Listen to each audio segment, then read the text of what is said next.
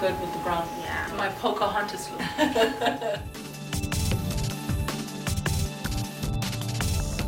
Want to have fun? Yep. We can have fun. We can play. Perfect. Thank you. Are we ready to go?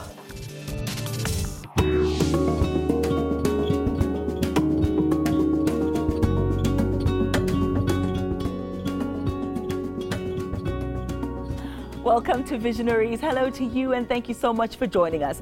Many of us know that sport has the ability to unite a nation, but did you also know that it has the potential to change lives? My guest today is Thato Moatlhodi, and he uses football to positively impact society. He's going to tell us all about it today. Thato, thank you so much for joining us. Welcome. Thank you for having me. It's such an honor. Soweto boy, Meadowlands and Protea. Protea That's North, correct. Glen? Which of the two? Protea North, please. Protea North. Oh! Is there a rivalry? So I must get that straight. Well, there is, and some sort of comparison which is very unnecessary. Okay, Yeah. okay. Oh, touchy-feely. You'll tell me about that in just a moment. Tell me a little bit about what it was like growing up between the two parts of Soweto. Well, I mean, look, firstly, you know, they're very two distinct areas, both from Soweto, but because of the evolution of the township as a whole, Meadowlands and Protea North have, you know, two different demographics. Yeah. In Meadowlands, you know, you still get that Kasi feel, you know, that authentic lifestyle of a Meadowlands Kasi. Kindofai. Kindofai. Kindofai. Yes. Yes, The first okay. township in Soweto, mind you. So yeah, I mean, you know, you get a very different, you know, experience when you're there, as opposed to a Protea, which is Protea slightly more kusemachizini. different. Yeah, kusemachizini, Yeah, you know, machiz cheese boy. you know. Yes. So you kind of get the best of both worlds, if I may say so. Also within Ekasi, but it's very interesting growing up within those two areas. How would you describe your childhood? My childhood was, I mean, many may say I'm a hybrid, so you kind of flip between two different areas and you learn to adapt quickly because of that. I went to Model C schools while growing up Ekasi, which posed a challenge in itself because, you know, I have, because I grew up Ekasi, I had a lot of friends that were, you know, from Ekasi, so they went to schools Ekasi. But me now, going to a Model C school, I'd had to adapt. So I wouldn't go to Ekasi back, you know, speak English, your skolweni, and then go back to Ekasi and then go and twang to Amachita. You know what I mean? Yeah. I would always avoid that. So I think the transition in my daily routine, going from, you know, school back to home and then mixing with friends, was quite vital in that it taught me how to be adaptable again. Exactly, you know, and yeah. teach myself different languages. Coming from a Soweto, you know, friends are speaking Zulu, friends are speaking Tswana, Sotho, you name it, you know. As opposed to the one English of the Queen language. So while it does make you adaptable, it's still quite a lot for a young man to go through, especially as an adolescent. You're trying to figure yourself out, your identity. What would your mom say to you? I mean, did she even know that you were going through this mini crisis in your world? You know what, I think, so firstly, I was raised by a single mother who was very busy. You know, she worked like 3 jobs. Sure. She was a professional nurse, specializing in neurosurgery and midwifery. So she would kind of hop around into different, you know, hospitals and clinics, you name it. So half the time, the relationship was quite distant. A lot of my education and my upbringing, if I may say so, was in the streets through friends and, you know, immediate family friends and also family here and there. I think we have a picture of some of your friends, actually. And these are okay. friends from both Meadowlands as well as Protea. You were on a television show. Oh, yes, yes. Friends like these? Yes, yes. I mean, yeah, there's a story behind that. Tell me about the story. Tell me about the story. I must know. Okay. Oh, there you guys are. Tell me more. I mean, yeah. Tell Look me at more. that. So this was when, you know, straight after matric, we were in college together, had a bit of a crazy time after hanging out in Rosebank, after playing a game of pool. YFM was still there. I remember mean, it's that long ago. I remember those days. And then DJ Spoo was walking out of the studio as we were walking out of that place, the pool bar area. Yeah. And then we kind of just walked up to him and we remembered, oh, here's the guy from Friends Like These. Yeah. So we just started having a random chat with him, and then he liked our energy. You know? And then we were on the show. Maranuinang. We didn't, Joe, but, you know. Oh, man. But it was a lot of fun, I'd But imagine. it was great fun. You know, I mean, we made a lot of friends. It was the first time they had like a student versus student thing because they were always themed. So we had, you know, we made new friends with a group of girls that we interacted with, made really cool contacts at the time. Consolation, you know. Not bad at all. Not everyone goes on live TV to Exactly, lose. and at least you had some bragging rights. But I Yeah. suppose that opened you up to a different world, you know, a world of broadcasting, a world of communication, marketing, media. Which college were you guys attending at that time? Okay, I was attending at Vega Brand Communication School. Yes. It was still in Sandton at the time. I know it's moved to Randburg now. One of the best decisions I could have made for my career. Sure. Yeah. And this is you know, this is after you had wanted to be an economist. So Yeah, what I mean- convinced you to go from economy, I know you were good with numbers, Yes. to the creative industry? Yes, I mean, I was a very diligent student, very good with numbers, as you've just mentioned. So my destiny wasn't really in the arts, but more in commerce, because those are the subjects that I kind of aced, you know, through high school. So then I applied at Wits, you know, thinking, yeah, that is my route, the finance route, the economy route. And then at that point, a friend of mine sat me down and he told me, look, your personality is more suited to being a creative. And then after that, we went to kind of visit a lot of open days. Vega had a cool open day with YFM. They were there. They were very relevant at the time. Yes, and you were just like, so I was like, no, man, this is connection interesting. again. So I signed up, you know, signed up for the course, and I never looked back. They introduced me to so many things. And aren't you glad you did? Because you went on to do exceptionally well in advertising. Tell me about that. Yes, so my career in advertising started off at a very popular agency called TBWA Handel Scaris. They worked us to the bone, but can really the work ethic that we, you know, that was instilled in us taught us a lot about just like pushing and, you know, kind of upgrading yourself as an individual, really trying hard as a creative. And, you know, we had some awards here and there, you know.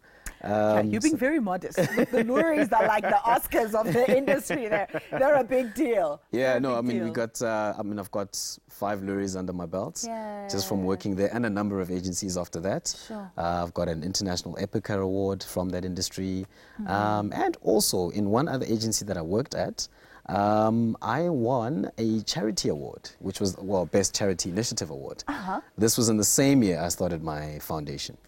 Well, my project, actually. Okay, let's park it right there, because when we come back, I want to hear more about your organization and the impact thereof. And if you are just as inquisitive as I am, then you'll just have to wait until after the break. Stay with us.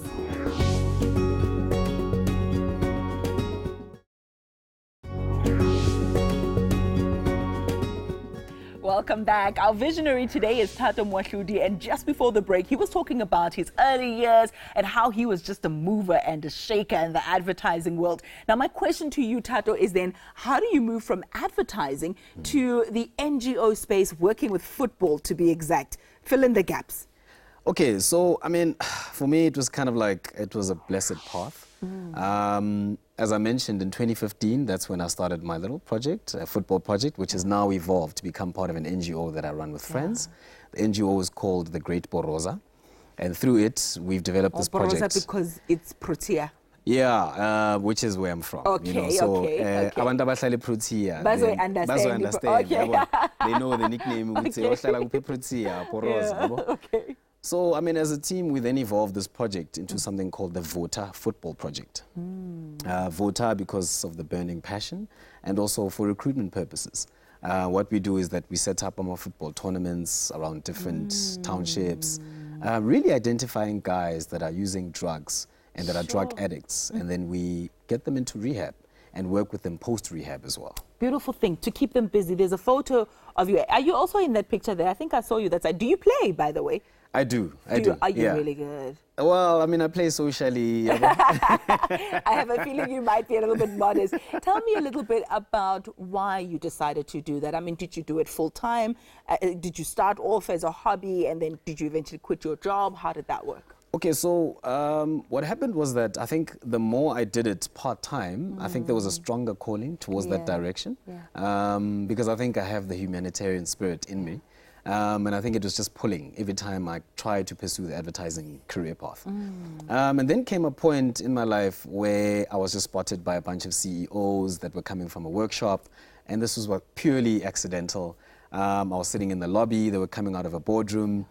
these were very important people, you know, some were from UNICEF and a whole bunch of internationally recognized NGOs. Wow. And one of them just decided to approach me after having just asked for a photo, and I was the nearest person there. And then we started chatting after that, and then they introduced me to Amandla, which is the organization I joined after that. Tell me about Amandla. So Amandla was very fascinated by appointing me to become part of the team because I had a passion for football and I was using football to make a social change. And they were an organization that did a similar thing. So they were aligned, you know, with the kind of personality they were trying to bring in myself. And when I looked at the opportunity, I thought, well, I mean, this is kind of like a blessing and a message from God to pursue something that is really meaningful, you know? I mean, not that advertising isn't, but we all know it's just like, it's a commercially driven thing, but I think this was more of a stronger calling. Now tell me, what has been your most fulfilling experience in this path so far?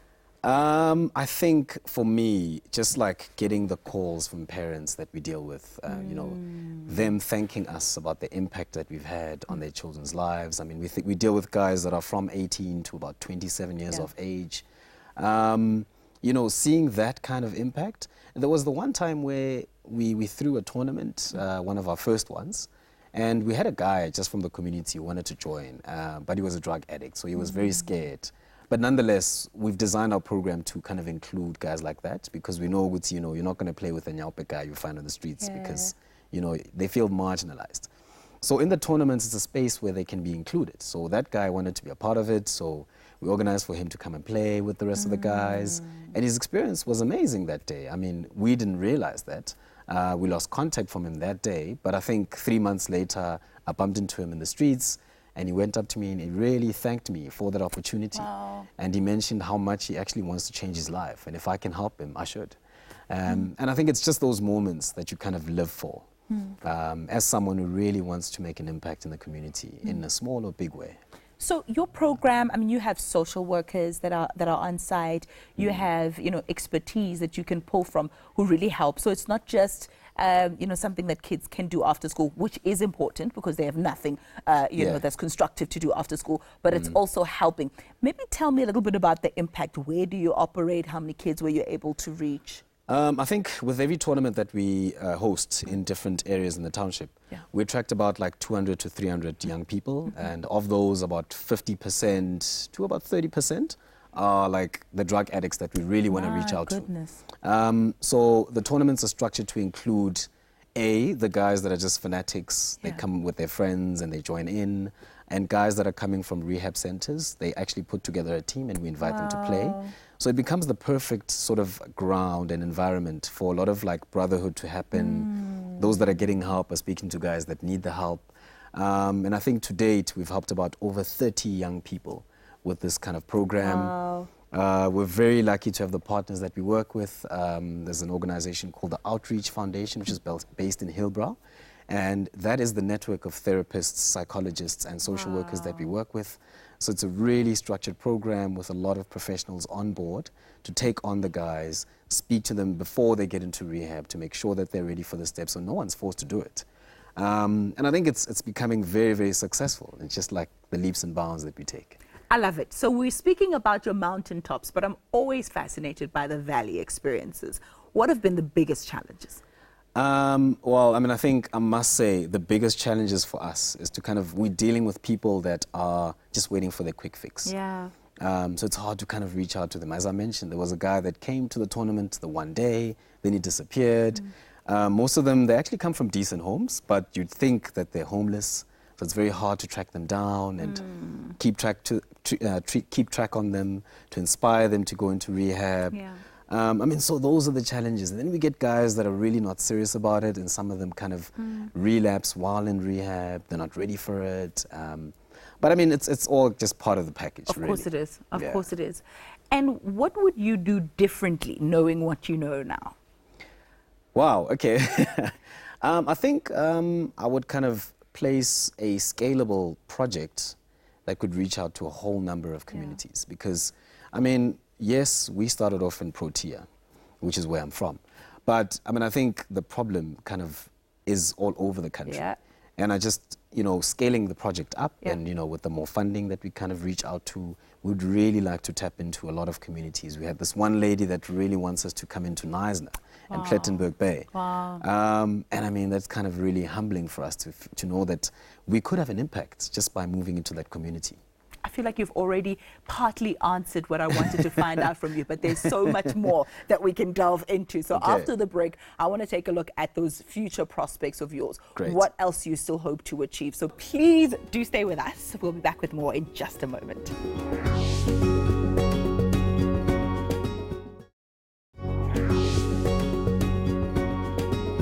Hello again, and thank you so much for staying with us. Let's continue our discussion with Thato now and find out what the future has in store. Thato, you gave us a glimpse just before we went to break of what you still hope to achieve, going national, impacting more young people. So tell me a little bit more about, what you would still want to do. Well, I mean, look, what I would still want to do is, like I'd mentioned, just scale up the projects, reach more communities, especially in South Africa, because there is a problem that doesn't just affect our province in Gauteng. We really need to get out there and impact the lives of many different young people. We've seen from the calls of parents and responses that it is something that we should scale up, and it's about time. And I think after that, we should really aggressively take on the African continent. Come on now. I like that. Do you miss advertising at all? Well, I mean, yes and no, to be honest. I mean, because it is quite a grueling industry, but also it's amazing because it just keeps you on your toes. With the ideas that you come up with. I mean, yes, the deadlines and things are pressured, but you do kind of get a sense of fulfillment at the end of the day because you're fulfilling a passion of yours. Maybe you'll marry the two one day, I mean, I think I do. Huge campaign around I do already football. because what I do is that I do marketing for the foundation that I'm with. So I'm a marketing manager for Amandla, and what I do is that I help promote the program and the brand itself. So what Amandla does is that because now I had a passion for football, it really kind of struck a heartbeat, within me. That we set up AMA youth centers, and these youth centers are football based. They all have an 11-a-side football field that has an AstroTurf, where we attract kids as young as 6 all the way to 18, and we teach a unique program called an Edu Football program. This program is basically combining football with life skills. So in Ghana, when they're learning about shooting and passing, they're also learning about important, aspects of life, like knowing who you are, confidence, building yourself, self-development, that sort of thing. And it's a really structured program that we take across the country. So we have about 3 safe hubs at the moment, 2 in Cape Town and 1 in Gauteng, and those are kind of rolling out in Gauteng as well. Brilliant. I love that. So every time someone does shibobo or aktribula, you can use that as an analogy to how tricky life can be sometimes. Exactly. I think it's fantastic. Now, you've brought something with you today in studio, and this is something that's quite important because it reminds you of ... fill in the missing piece. Okay, so what I've brought in here are badges that I created 4 years ago as part of a concept that we had written down. For a film, a documentary film. Sat down with a friend of mine and we really felt passionate about a radio station, a youth radio station that started in the 90s. Don't know if you can mention the name, but it's on the badge itself. But we came up with this beautiful concept of a documentary film that then attracted the attention of the film industry and industry boards of South Africa, and through them we got invited to an international film festival in Sheffield to go and present the concept and hopefully get funding for it. We are still on that journey. It is a long one, but I mean, it's a passion project that we always kind of go back to. But for me, it was an indication of how much I wanted to succeed in fulfilling my passions. From football to the creative and arts world. So that's the reason why I brought this with me, to kind of share it with the audience and just to show them, I mean, this is kind of a part of my life that was very important. I think it's fantastic. You know what this symbolizes to me?